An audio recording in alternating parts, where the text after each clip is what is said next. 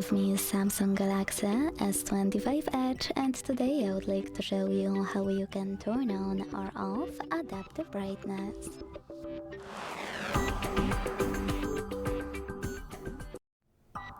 Begin by opening Settings.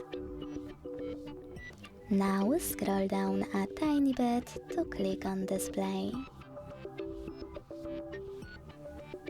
When you're ready, click on gray switcher next to Adaptive Brightness located under Brightness slider. If the switcher is blue, that means that auto brightness is on. To turn it off, tap on the same, now blue switcher. Thanks so much for watching. If you enjoyed this video, don't forget to leave a like, comment and subscribe. Bye!